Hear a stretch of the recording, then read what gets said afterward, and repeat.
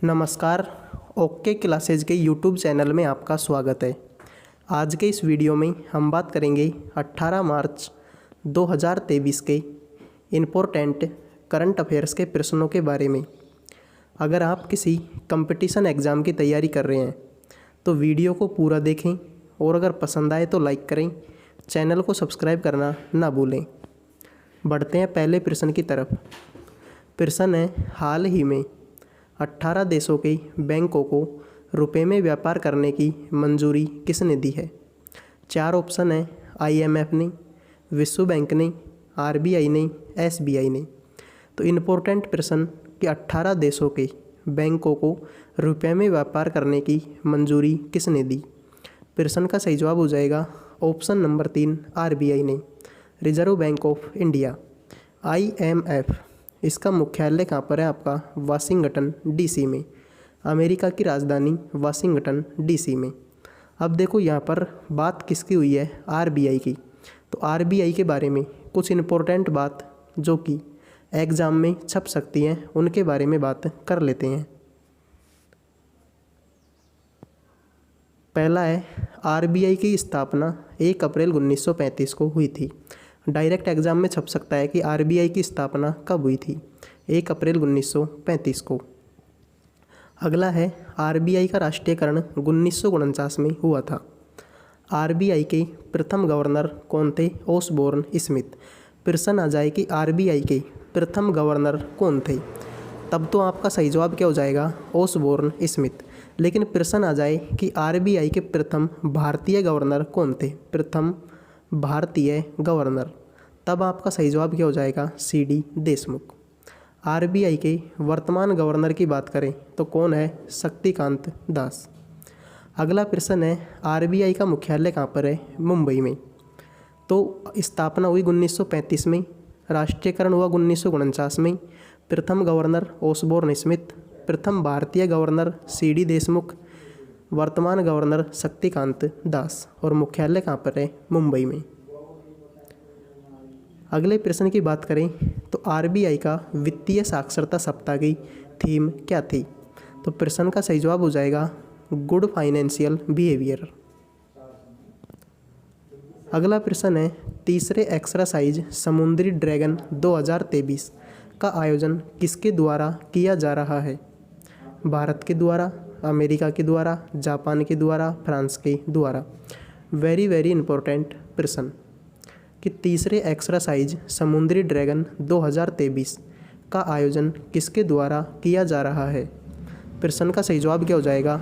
Option number 2, America के द्वारा। विस्तार से चर्चा करते हैं। तो 15 से 30 मार्च तक इसका आयोजन किया जा रहा है। इसका उद्देश्य पनडुब्बी रोधी युद्ध को बढ़ावा देना है।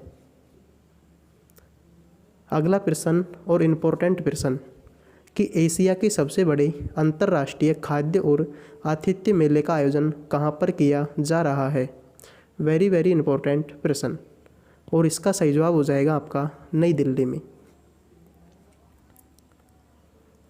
अगला प्रश्न है, सरस्वती सम्मान 2022 के लिए किसे चुना गया? देखो ये है इम्पोर्टेंट प्रश्न और की गारंटी मैं नहीं ले सकता, लेकिन इस प्रश्न की गारंटी है कि एग्ज़ाम में छपेगा कि सरस्वती सम्मान 2022 के लिए किसे चुना गया। क्योंकि करंट की जब बात होती है तो प्रश्न आते हैं या तो आपके स्पोर्ट्स से या फिर सम्मानों से, पुरस्कारों से। तो प्रश्न है कि सरस्वती सम्मान 2022 के लिए किसको चुना गया? चेतन भगत को, ज्ञान चतुर्वेदी को, शिव शंकरी को या उपरोक्त सभी को? तो प्रश्न का आंसर जानने से पहले अगर वीडियो आपको पसंद आ रहा हो तो लाइक ज़रूर करें।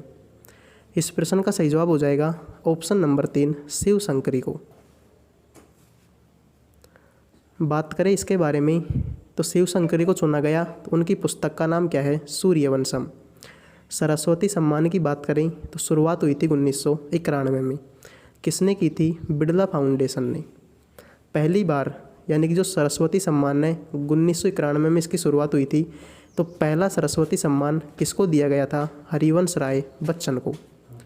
अनुसूची 8 में 22 भाषाओं के अंतर्गत जो भाषाएं आती हैं उनमें लिखने वाले लेखकों को यह सम्मान दिया जाता है। इस वर्ष इसका 32वां संस्करण था।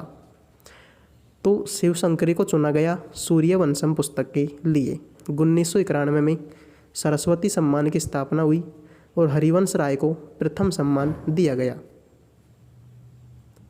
अगला प्रश्न है, सम्मान 2022 किसको दिया गया? तो प्रश्न का सही जवाब हो जाएगा ज्ञान चतुर्वेदी को।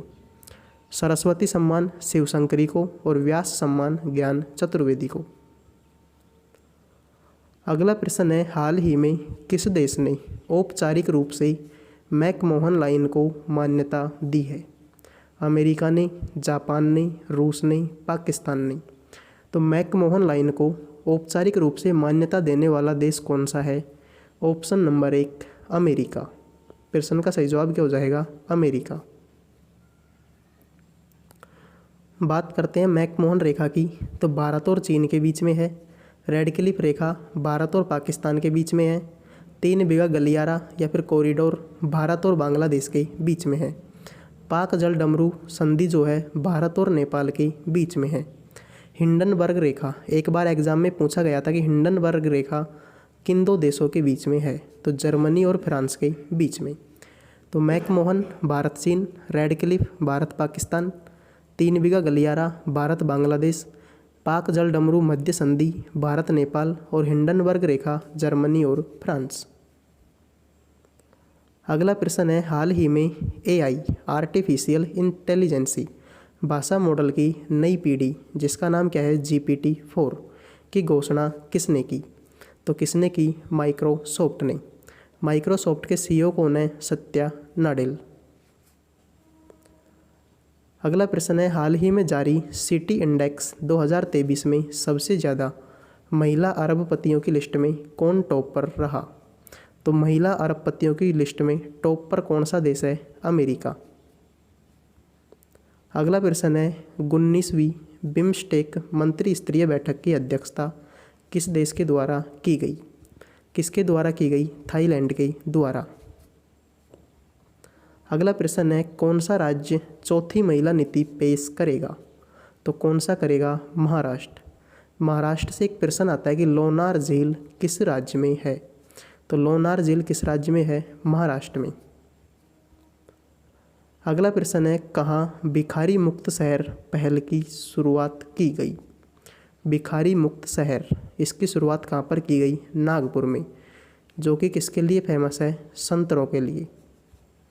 अगला प्रश्न है, हिंदुस्तान यूनिलीवर लिमिटेड के नए MD और CEO कौन हैं? तो कौन है? रोहित जावा। अगला प्रश्न है, भारत और कौन सा देश आर्थिक रक्षा संबंधों को मजबूत करने पर सब सहमत हुए? तो कौन वह भारत के साथ? ऑस्ट्रेलिया। अगला प्रश्न है, ईरान और कौन सा देश एक दूसरे के देश में दूतावास खोलने पर सहमत हुए हैं? तो ईरान के साथ में कौन सहमत हुआ? सऊदी अरब। तो आज के लिए इतना ही। आई होप वीडियो पसंद आया होगा। अगर पसंद आया हो तो ऐसे ही वीडियो पाने के लिए चैनल को सब्सक्राइब जरूर करें।